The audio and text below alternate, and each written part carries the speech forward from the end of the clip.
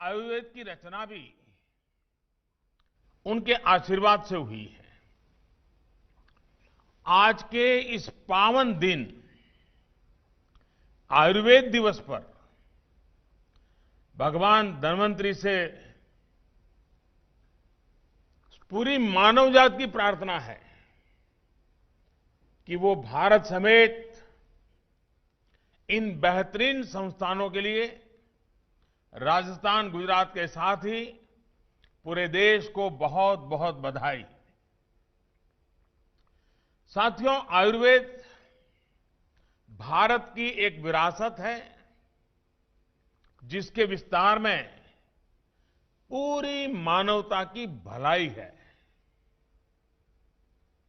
ये देखकर किस भारतीय को खुशी नहीं होगी कि हमारा पारंपरिक ज्ञान अब अन्य देशों को भी समृद्ध कर रहा है। आज ब्राजील की राष्ट्रीय नीति में आयुर्वेद शामिल है। भारत अमेरिका संबंध हो, भारत जर्मनी रिश्ते हो, आयुष और भारतीय पारंपरिक चिकित्सा पद्धति से जुड़ा सहयोग। अभी डब्ल्यूएचओ के मुखिया और मेरे मित्र, उन्होंने एक बहुत महत्वपूर्ण घोषणा की है।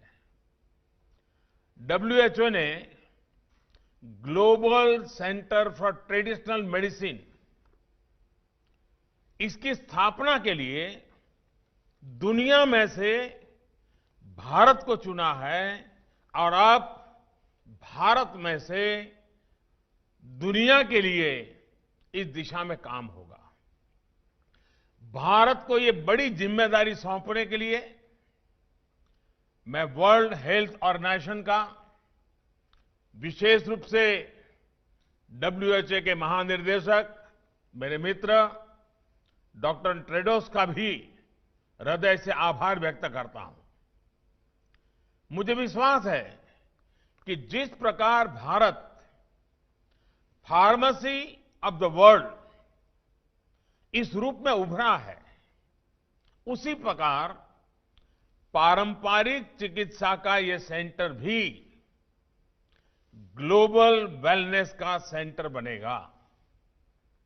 ये सेंटर दुनिया भर की ट्रेडिशनल मेडिसिन के विकास और उनसे जुड़ी रिसर्च को नई बुलंदियां देने वाला साबित होगा। साथियों, की अलग अलग पद्धतियों के इंटीग्रेशन सभी को महत्व देने की तरफ एक के बाद एक कदम उठा रहा है। इसी सोच ने आयुष को, आयुर्वेद को देश की आरोग्य नीति, हेल्थ पॉलिसी का प्रमुख हिस्सा बनाया है। आज हम स्वास्थ्य के अपने पारंपरिक खजाने को सिर्फ एक विकल्प नहीं, बल्कि देश के आरोग्य का बड़ा आधार बना रहे हैं। साथियों, ये हमेशा से एक स्थापित सत्य रहा है कि भारत के पास आरोग्य से जुड़ी कितनी बड़ी विरासत है, लेकिन भारत की मेडिकल एजुकेशन में इंटीग्रेशन की अप्रोच को प्रोत्साहित किया गया है।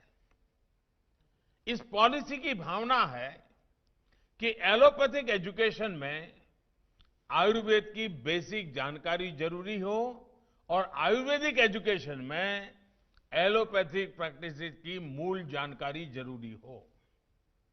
ये कदम आयुष और भारतीय पारंपरिक चिकित्सा पद्धति से जुड़ी शिक्षा और रिसर्च को और मजबूत बनाएंगे।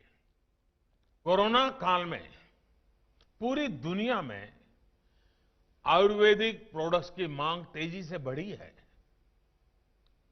बीते साल की अपेक्षा इस साल सितंबर में आयुर्वेदिक उत्पादों का निर्यात लगभग 1.5 गुना करीब करीब 45% बढ़ा है।